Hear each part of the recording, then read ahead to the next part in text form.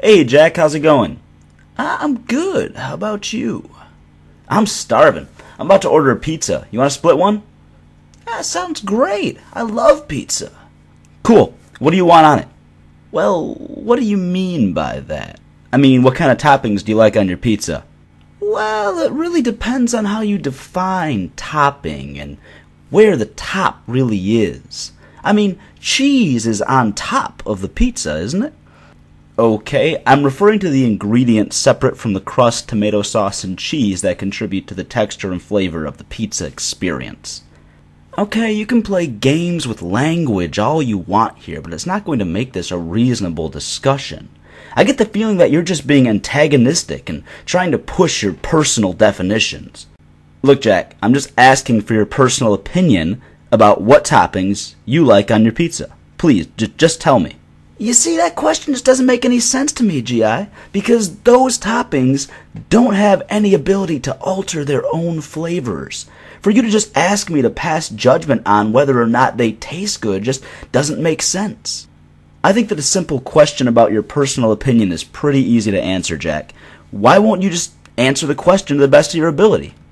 See, I did answer your question, just not the way you wanted me to.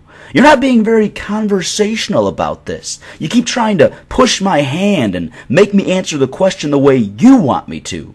What's wrong with you? Are you trying to order pizza or are you trying to win pizza here? I just want to know what kind of toppings you like to order, Jack. Let's take it from this angle. Do you like pepperoni on your pizza? Define pepperoni. Do you mean like the entire log of sausage? Because that would just be ridiculous. Or do you mean the kind that's sliced up and it doesn't all taste the same? You see how this really is a complex issue that you're trying to make a simple one for the sake of your argument? No, I don't. I think that anyone having a reasonable discussion about pizza has a clear enough working definition of pepperoni to decide whether they'd like it on their pizza or not. It seems like you're just ignoring my questions.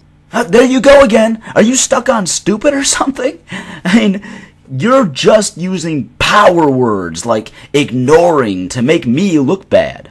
I mean, I've been ordering pizza for over 5 years now with plenty of people who are much more tolerant of my conversation style because they're not trying to win pizza.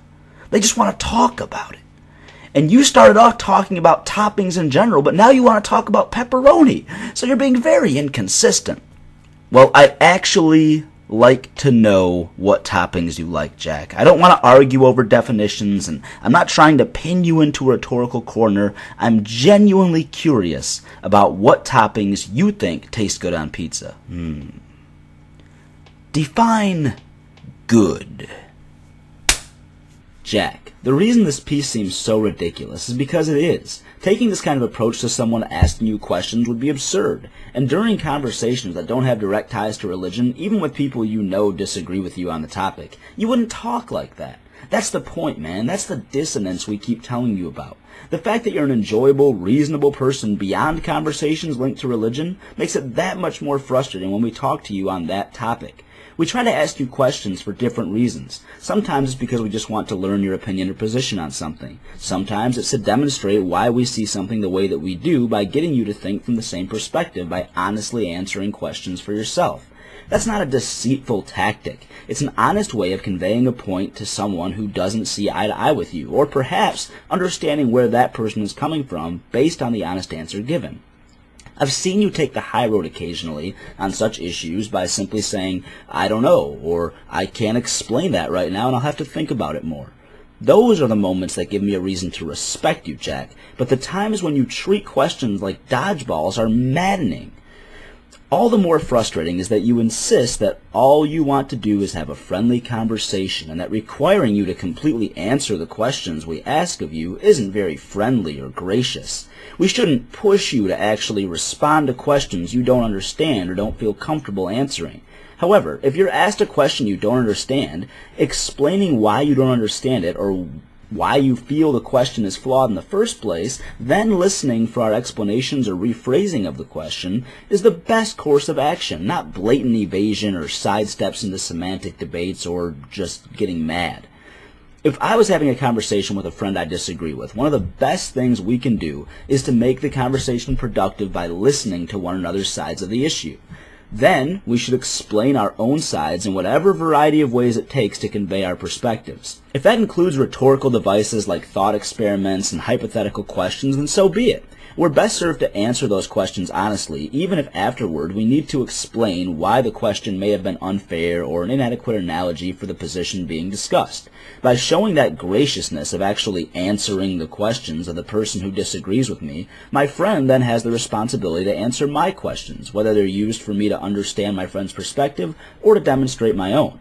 That's how conversations work. People take turns actually listening and honestly responding to what one another have to say or ask. At the end of the day, both will probably be on the same sides they were when they started, but hopefully it's with a better understanding of one another's position.